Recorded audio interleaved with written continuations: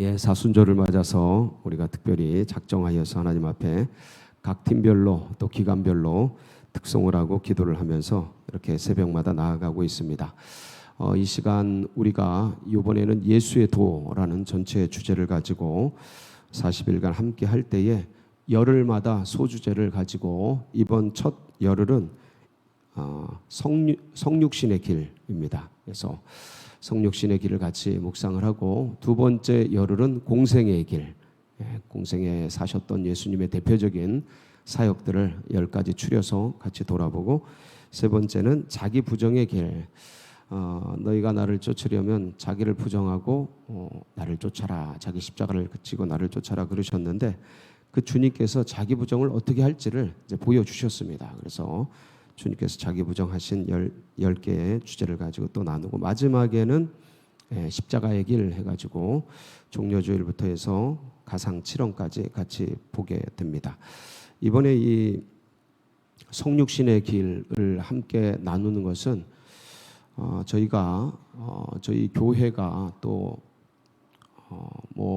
세계 교회가 십자가와 부활에 대해서는 깊은 지난 2000년 동안 많은 어떤 신학적 업적을 이루었습니다.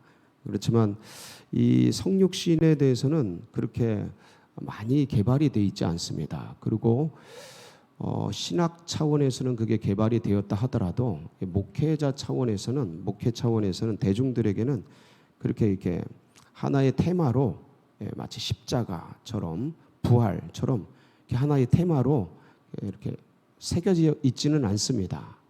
성육신에서 오셨다, 성탄하셨다, 기뻐하고 알고는 있지만 이게 하나의 넓은 테마라는 것에 대해서는 그렇게 새겨져 있지 않습니다. 그래서 이번에 저희가 작정을 하고 이 성육신에 대해서 각 분야별로 이렇게 살피고 있으니, 저는 이 성육신이 성부, 성자, 성령 삼위일체처럼 예수님의 십자가 부활에 이 성육신이 반드시 3중 세트로 들어가야 된다고 믿는 사람입니다.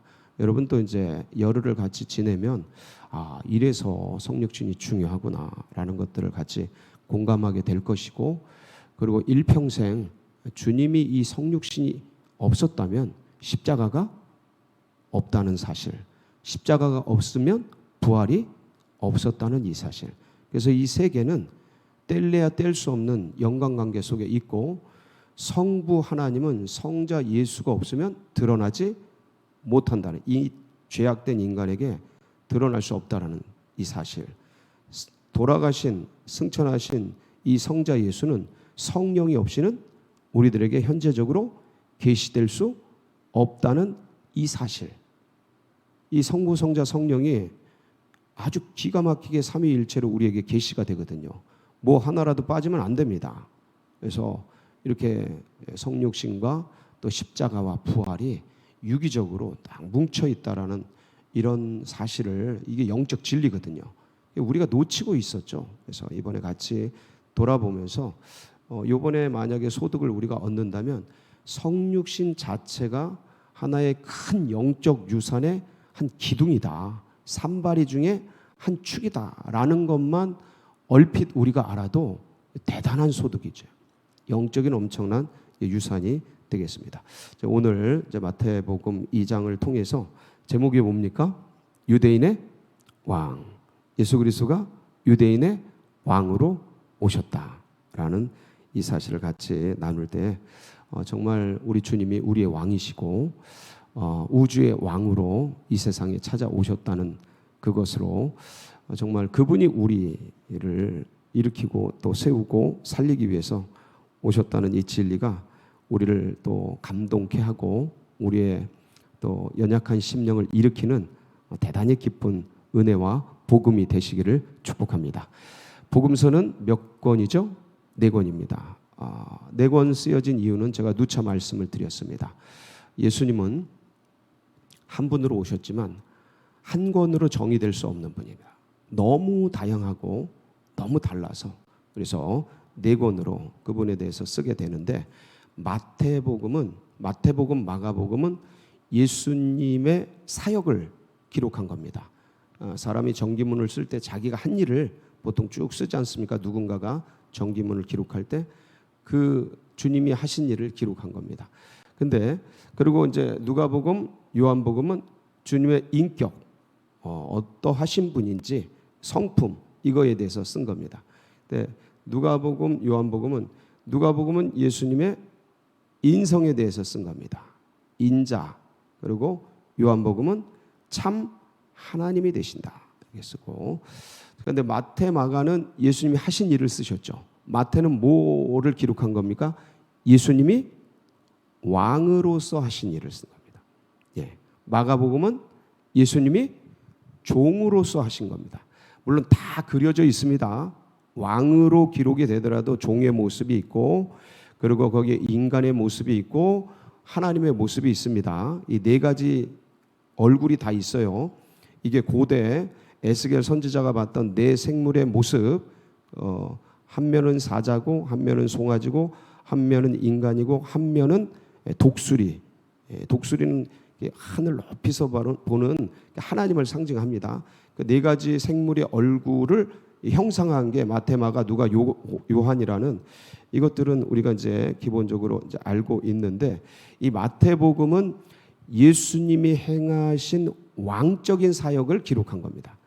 그래서 유대인에게 예수님이 왕으로 오셨다, 왕으로 성탄하셨다, 왕으로 성육신하셨다, 이것을 이제 알려주는 귀한 복음서이지요. 그래서 마태복음 1장 1절이 뭡니까? 아브라함과 다윗의 자손 예수 그리스도의 세계라. 그래서 계보라, 이게 뭐 계보도 되고 세계라, 전에 번역은 세계라였습니다. 계보인데 저게 이제 족보죠. 그래서 아브라함과 다윗의 자손. 아브라함은 유대인의 조상이죠. 다윗은요 왕들의 조상입니다. 왕들의 조상이에요. 그래서 아브라함은 영적인 조상이죠. 그리고 다윗은 육적인 조상이죠. 그래서 이 두 조상의 자손인 예수 그리스도의 족보를 쭉 씀으로써 이분이 참된, 유대인에게 쓰는 거니까 이거는 적어도 이 당시에는 유대인에 쓰는 겁니다. 참된 유대인이다. 그리고 참된 왕이시다라는 걸 이제 알리는 겁니다. 그러니까 주님께서 성육신 하셨는데 뭐로 오셨다고요? 왕으로 오셨다는 겁니다. 왕으로 오셨다. 계속 이걸 주장하는 겁니다. 마태는. 그래서 이제 계보들이, 족보들이 쭉 나열이 됩니다. 6절에 보면 이렇게 기록이 돼 있습니다. 같이 한번 보실까요? 이새는 다윗 왕을 낳으니라. 다윗은 우리아의 아내에게서 솔로몬을 낳고. 그래서 이제 쭉쭉쭉쭉 낳고 쭉 내려옵니다. 그러다가 이제 16절, 이게 지금 왕의 족보예요. 다윗, 솔로몬, 르호보암, 아비야, 아사 쭉 내려오는 겁니다. 여호사밧. 그리고 16절에 가서 야곱은 마리아의 남편 요셉을 낳았으니, 요셉은 왕족이죠. 왕족입니다. 마리아에게서 그리스도라 칭하는 예수가 나시니라 하면서 예수님이 혈통적으로도 뭐다요? 왕이시다라는 거예요. 물론 이제 멸망당한 이스라엘이지만, 뭐 왕족이, 이게 왕가가 끊어진 그런 이스라엘이지만 혈통적으로 왕이시다 이거. 물론 주님은 혈통으로나 육정으로나 사람의 뜻으로 나신 분은 아닙니다. 그러나 이 계보, 족보를 통해서 이렇게 왕의 족보로 오신 분이다라는 것을 증거하고 있습니다. 그리고 17절에 보면 오늘 말씀이 아니고 마태복음 1장 17절에 보면 이 게마트리아라 그러는데 이게 수비열입니다. 한번 보시겠습니다. 그런즉 모든 대수가 아브라함부터 다윗까지 연례되요, 다윗부터 바벨론으로 사로잡혀 갈 때까지 연례되요, 바벨론으로 사로잡혀간 후부터 그리스도까지 연례되더라. 저게 이제 14. 저게 왜 좀 생뚱맞게 여기에 들어와 있느냐라고 이제 우리가 성경을 읽으면서 그렇게 생각할 수가 있는데, 이것은 마태가 의도적으로 예수님이 어떤 분이신지를 드러내기 위해서 유대인들이 많이 쓰던 수비열, 히브리 언어 수비열을 갖다가 넣은 거예요. 게마트리아라 그러는데 유대인들은 히브리어를 썼습니다. 히브리어에는 알파벳에 숫자 값이 있어요. 알렙, 베트, 김멜, 달렙, 해, 바브. 그래서 알렙은 1이에요. 그리고 베트가 2. 이렇게 해서 달렙이 4입니다. 해, 바브. 바브가 6이에요. 근데 다비드, 달렙, 바브, 달렛이에요. 그래서 4, 6, 4. 그래서 다비드, 저게 다비드예요. 히브리어는 자음만 씁니다. 모음은 추후에 이제 기록이 된 건데 다비드 4, 6, 4 넘어가서 그렇게 해서 이제 이 값이 14인 것을 알려주고 있고 다윗이다. 저 숫자를 통해 다윗이다, 다윗이다, 다윗이다. 이게 왕 중의 왕이시다, 왕 중의 왕이시다, 왕 중의 왕이시다. 누가요? 예수님이. 이걸 지금 선포하고 있는 겁니다. 자, 이게 보세요. 지금 족보, 혈통상으로 예수님이 왕이시다. 왕의 족보로 오셨다. 지금 게마트리아, 이 마태가 이 수비어를 통해서 예수님이 다윗이다라는 제2의 다윗이다. 제2의 참된 왕이시다. 이거를 지금 선언하고 있는 것입니다. 그리고 오늘 2장 본문이 이제 시작이 되는 거예요. 2장 본문이. 그러니까 혈통적으로 왕이시다. 그 다음에 이 숫자 값으로도 게마트리아로도 써도 다윗이시다. 누가? 예수님이. 그리고 2장이 시작되는데 이 예수님이 왕이신 것을 누가 증거했느냐를 알려주는 겁니다. 2장에서 누가 나와요? 1절에 한번 보실까요? 시작.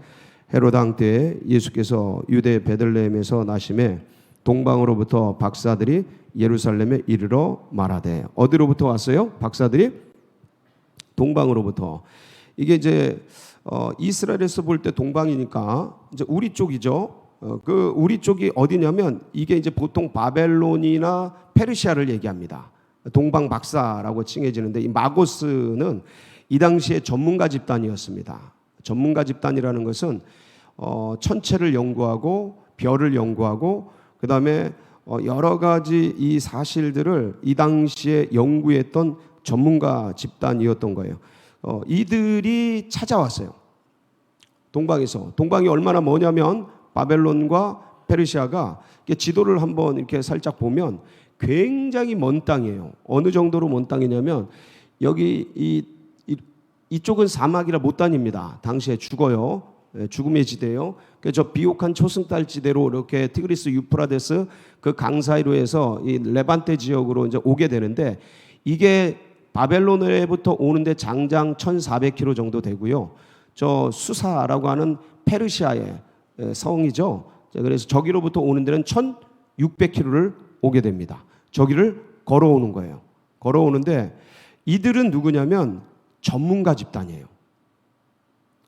전문가 집단이라는 건 뭘 의미하냐면 일반 평범한 사람들이 아니라는 거죠.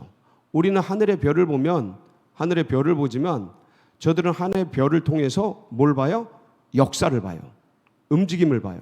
그러니까 우리는 미시 세계를 잘 모르잖아요. 근데 미립자 세계를 연구한 학자들은 미시 세계의 움직임을 통해서 원자력을 개발하고 뭔가를 만들어내고 폭탄을 제조하고 이렇게 합니다. 그러니까 일반 평민들은 모르는 세계들이 있어요. 이들이 여론으로 많은 사람들이 아무리 알고 싶어도 모르는 세계들이 있습니다. 일반 평민들은, 평범한 사람들은. 근데 의사들은 의학 쪽의 전문가죠. 평범한 사람들 10만 명이 덤빈다 한들, 알려고 한들 모르는 세계를 이 의사들은 알아요. 그러니까 미립자 세계, 소립자 세계, 법률 세계. 그러니까 이런 전문가 집단이 인정하는 그 지지하고 인정하는 거기는 사실 정보거든요. 진짜 정보거든요. 그래서 천체 전문가가 별을 연구하다가 빛나는 별을 본 거예요.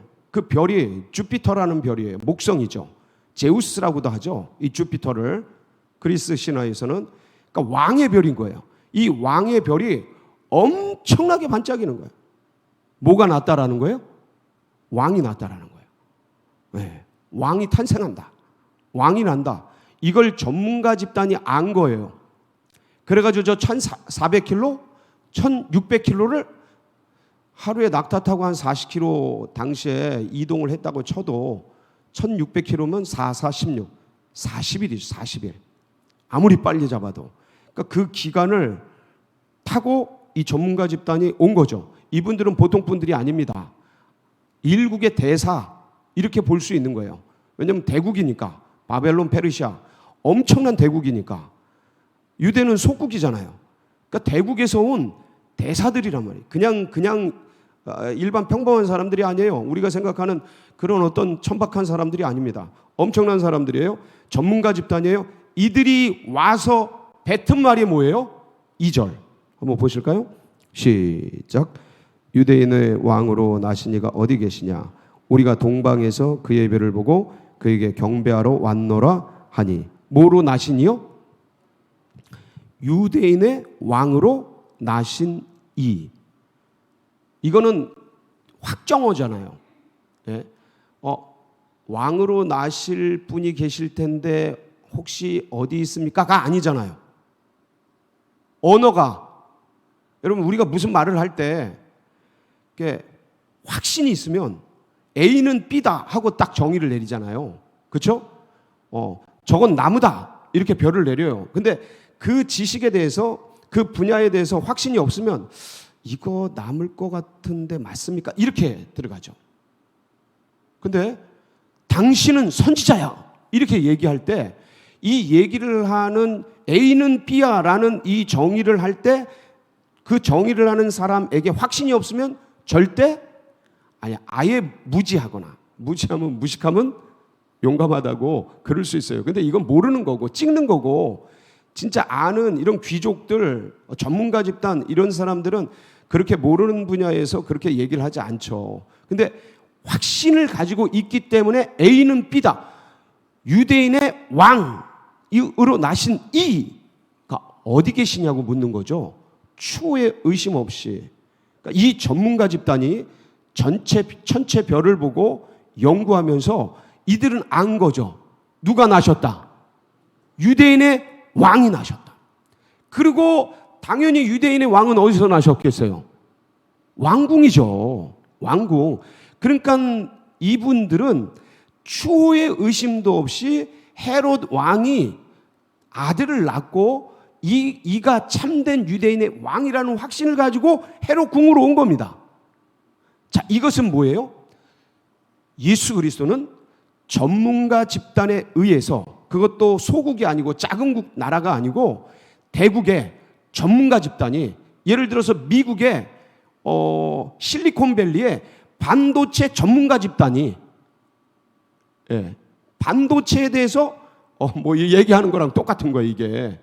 그러니까 일반적인 사람들은 잘 모르는 세계일 수 있어요. 근데 이들은 안 거예요. 그래가지고 그것이 이렇다 하고 이제 와서 얘기를 하게 됩니다. 이렇게 주님이 왕으로 이 땅에 찾아오시게 돼요. 그래가지고 어디서 나셨다고요? 유대 베들레헴. 이게 이제 미가 5장 2절의 말씀을 인용한 건데, 오늘 한번 보실까요? 시작. 예루살렘 에브라다야, 너는 유다 족속 중 작을지라도 이스라엘을 다스릴 자가 내게로 나올 것이라. 그의 근본은 상고의 영혼에 있느니라. 이제 영혼 속에서 나신다, 이런 의미입니다. 자, 그런데 저 베들레헴이 뜻이 있습니다. 베들레헴 뜻이 뭘까요? 떡집. 베들레헴이라는 이름이 있어요. 마을 이름이 떡집이에요. 저는 십정동에서 태어났잖아요. 운물 10개 가진 동네. 십정, 운물정, 동네. 베들레헴, 그러니까 떡집이에요.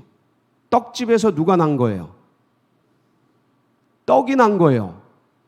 유대인의 왕이신데 떡으로 오신 거예요. 그래서 이 부분에 대해서 요한복음 6장 48절에 예수님이 스스로 본인을 이렇게 말씀하셔요. 시작. 내가 곧 뭐라고요? 떡이라고요. 떡. 그래서 나를 먹는 자는 살아요. 그래서 51절, 6장 51절 시작. 나는 하늘에서 내려온 살아있는 떡이니 사람이 이 떡을 먹으면 영생하리라. 내게 줄 떡은 곧 세상의 생명을 위한 내 살이니라 하시니까 떡을 내주는 거예요. 그래서 58절에 보면 이것은 하늘에서 내려온 떡이니 조상들이 먹고도 죽은 것. 자, 조상들이 먹은 떡은 어떻게 돼요? 죽어. 먹었어도 죽어. 사는 것 같은데 죽어. 그런데 그것과 같지 아니하여 이 떡을 먹는 자는 영원히 살리라. 그러니까 예수 그리스도를 먹고 마시는 자는 영원히 살리라 라는 말을 하는 거죠. 그래서 요한복음 6장 55절에 보면 다시 한번 강조하시죠. 주님이 시작. 내 살은 참된 양식이요 내 피는 참된 음료로다. 그러면서 이제 54절에 이렇게 확정을 짓습니다. 시작. 내 살을 먹고 내 피를 마시는 자는 영생을 가질 것이다. 가졌다. 미래에 가질 것이다. 예, 죽을 때 가질 것이다. 천국 가서 가질 것이다. No. 이미 가졌고 마지막. 자, 그래서 우리 육체는, 죽은 육체는 언제 영화로운 몸으로, 신령한 몸으로 바뀌어요? 마지막 날에 내가 그를 다시 저건 육을 살리는 겁니다. 이미 영생은 가졌고. 아멘이시죠? 예, 아멘.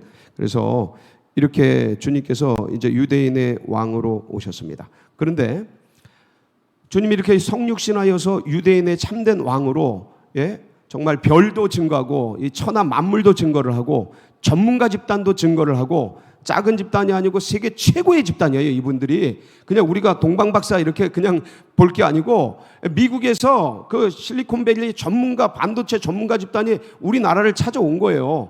예를 든다면, 예, 그런 어떤 것으로 이해하면 돼요. 그래서 이렇게 엄청난 사람들이 찾아왔는데 정작 유대인들의 반응은 어떤 거냐? 유대인들은, 예, 헤롯은 어떻게 반응했어요? 마태복음 2장 16절 같이 보시겠습니다. 시작. 이에 헤롯이 박사들에게 속은 줄을 알고 노하여 사람을 보내어 베들레헴과 그 모든 지경 안에 있는 산의 아이를 박사들에게 자세히 알아본 그때를 기준하여 2살부터 그 아래로 다 죽이니. 헤롯은 어떻게 해요? 예수님을 죽이려고 그래요. 그러니까 이렇게 증거가 됐는데, 확실히 증거가 됐는데 예수님을 어떻게 하려고 그래요? 죽이려고 그래요. 이게 인간이에요. 이게 세상이에요. 예. 그러니까 하나님을 대하는 인간의 본성이에요. 내가 하나님 되려고 그러지 하나님을 인정하지 하지 않아요. 거부해요. 최초의 모습이에요, 이게. 그리고 마태복음 2장 3절에 보면 헤롯 왕과 온 귀족들이 어떻게 반응을 하냐면, 시작. 헤롯 왕과 온 예루살렘이 듣고 소동한 자. 소동 뭐 했다고요? 이 소동이 뭐냐면 깜짝 놀란 거예요. 뒤집어진 거예요.